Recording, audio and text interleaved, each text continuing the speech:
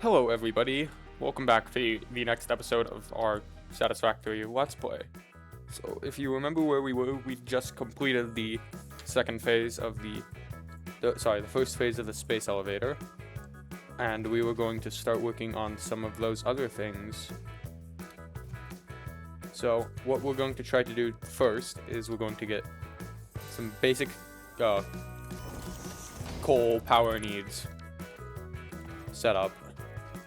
So I've already got a spot picked out that I've used every time for coal power. It's right over there. So we're going to grab some materials, unlock coal power, and then we're going to head over there to start working on that. After gathering all the materials, we need to sacrifice to the gods for this to unlock. He can launch that, and that will head off. Power production can now be fully automated by burning coal, which has been added to the resource scanner. Water is also necessary. I need water extractors, but in order for that, I need to be making copper sheets. So I'm going to build that first. Water is a somewhat So I've got these two spare smelters that aren't currently being used. But if I just take this and upgrade these conveyor belts, now suddenly I can turn these on and they'll start running at full capacity again. But I'm gonna build the entire production line for the copper. I'm gonna build it up above, and I'm gonna do that first before I hook it up.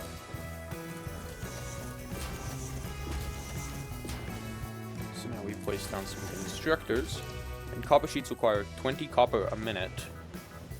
Both of these smelters here combined would be producing 30 copper a minute. So if you combine that, that's 60. And then you divide that into 20, and you get 3. So we need 3 constructors, all to be making enough copper sheets.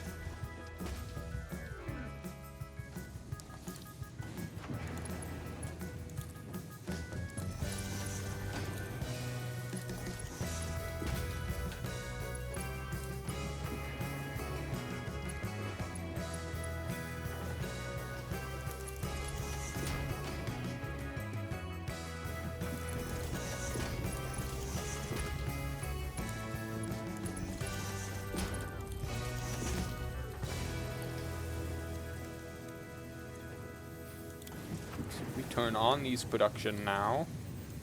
Uh-oh.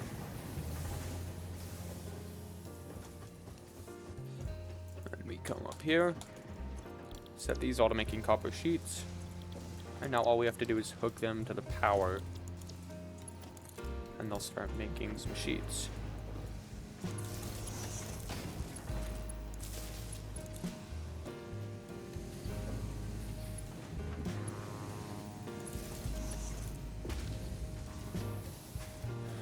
Alright, I'll hook up their outputs once I go grab some more plates, because I'm running a little low.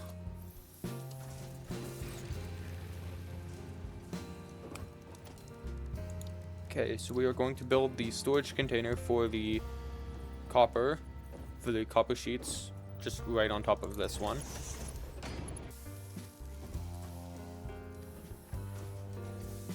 So now we just take all the output of all of these, and we merge them here into one. And the output of each of these is 10. Only 10 a minute, so we don't have to worry about making this a Mark II conveyor belt.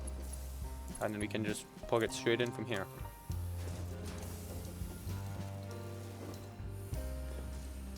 So now we're automating production of copper sheets, which are necessary for pipes. And there goes my power.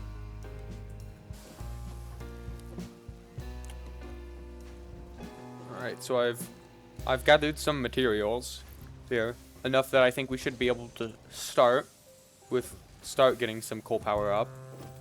So, first things first, we need to grab some power and we need to run it over to there. I'm not going to have it hooked up to the main grid yet because that would be like that would be taxing on the grid to have to support all the extra power. So I'm not going to do that quite yet.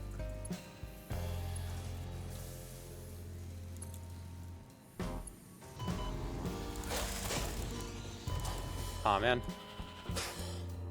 A picture of this event has been sent to the Fix-It head office to reside on its Hall of Lame. Curse you, Adam.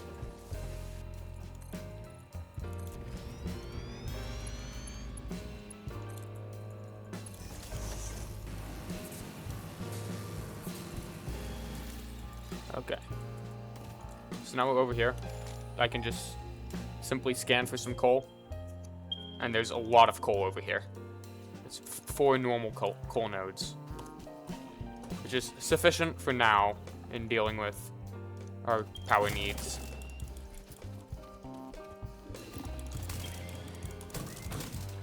There we go. So the first thing we need when making coal power is we need, well, a miner. So we need to make an equipment workshop to make some.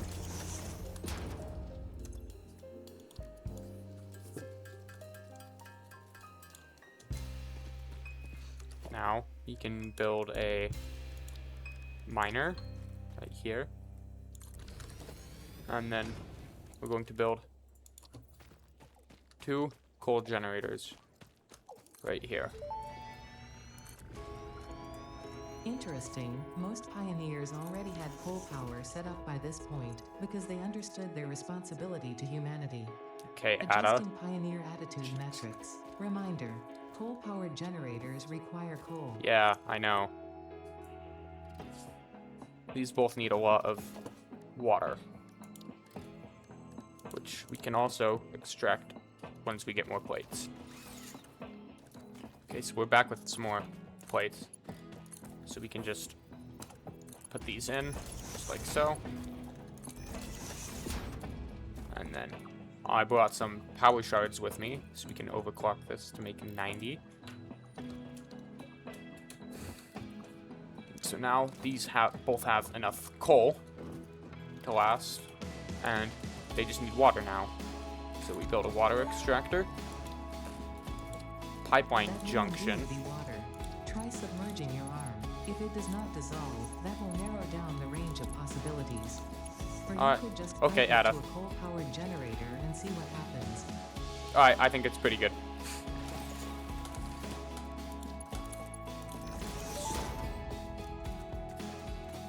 Fix-It pipelines can contain any fluid, including the water necessary for coal-powered generators. This produces enough. Note, water does not flow upwards by itself. While water extractors provide some lift, to truly defy gravity, consider the use of pipeline pumps.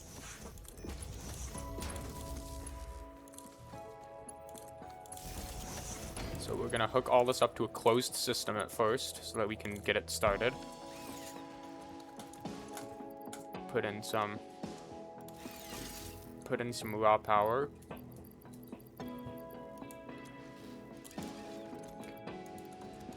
And so now it will start to work. And hopefully they'll get some water coming through.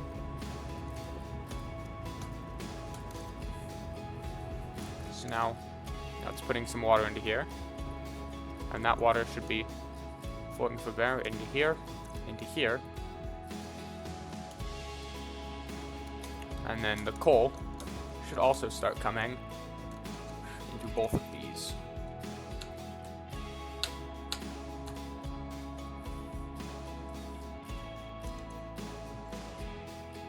So now coal is going in. Oh, these only need 15 coal per minute. Never mind, they need 45 water a minute. So I can take this out. Don't need it.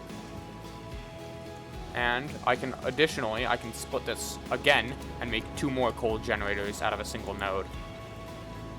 So I'm going to go ahead and do that right now.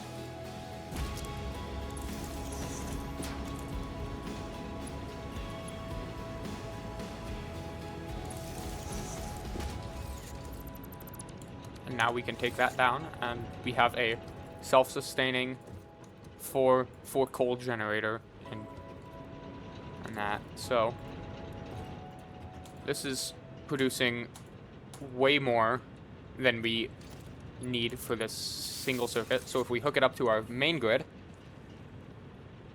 then our capacity to produce just jumped up significantly. So now most of the biomass burners in our base will be offline, and most of the coal here will be supplying almost all the power we need. However, as we expand, especially into steel, we're going to be consuming a lot more power. So I'm going to go ahead and basically just copy this setup over to one of these other coal nodes. Alright, I think it's time for another big kitty showdown.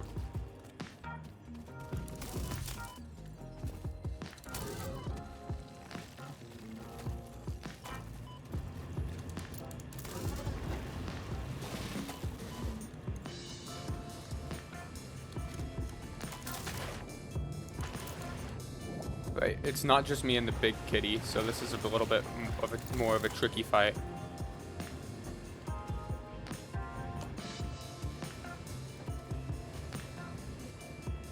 Oh, there's big kitty.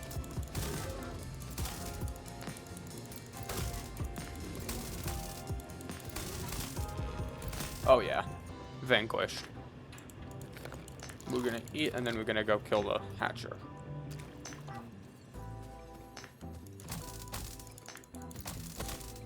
Nice. Got it.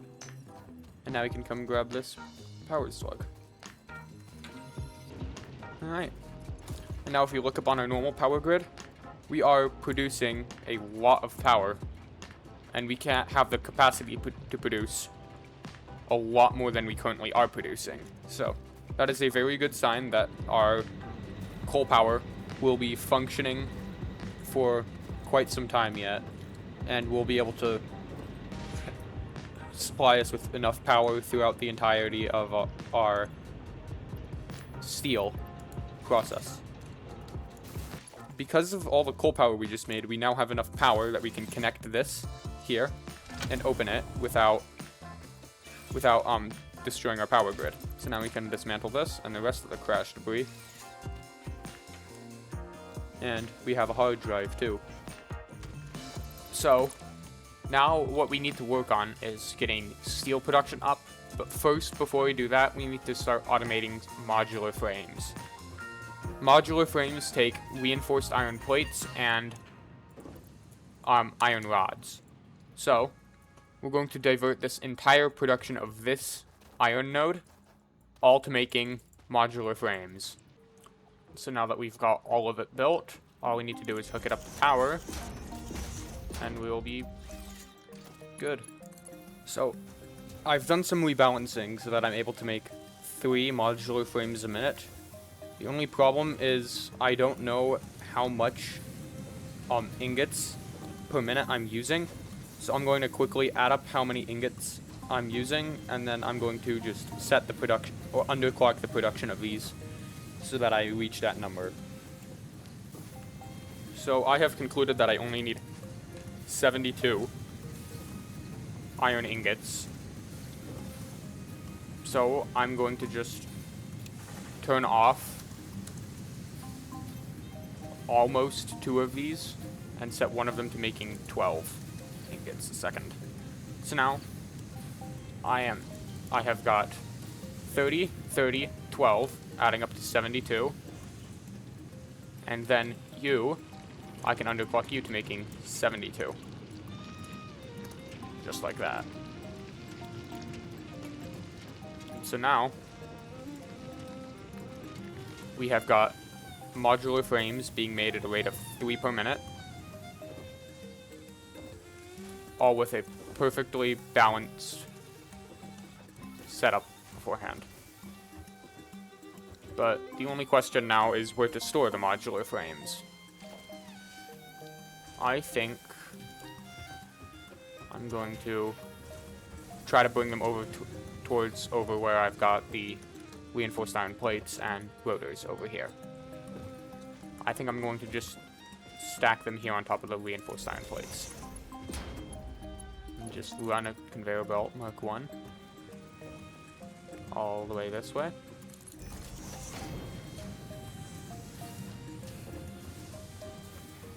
All the way this way.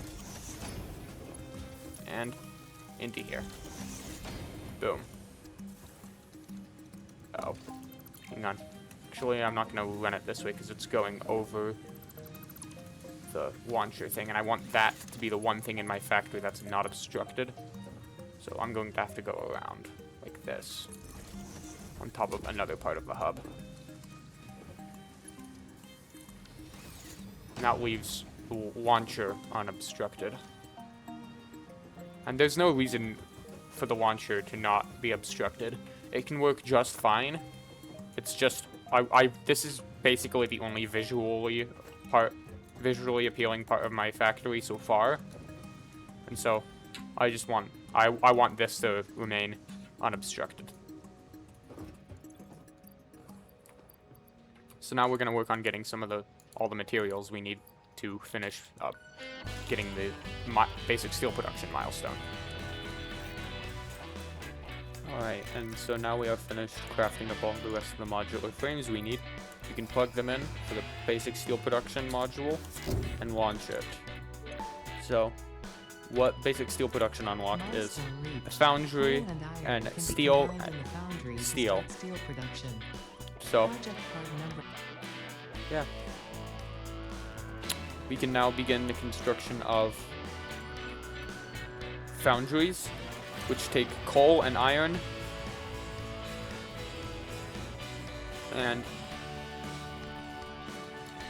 yeah, setting up a steel production line, however, does take a lot of work, and we're probably going to want a lot of coal for it. So next time we're going to go on a journey to find some coal that's easily accessible, and to find some iron that is also easily accessible. I'm thinking we're probably going to head over to this area. So anyways, guys, thank you all so much for watching. If you enjoyed this video, please don't forget to like and subscribe, and go check out some of my other videos. If this is your first episode in the series, I encourage you to go and check out some of the previous episodes in this series that I've made. I'll see you next time.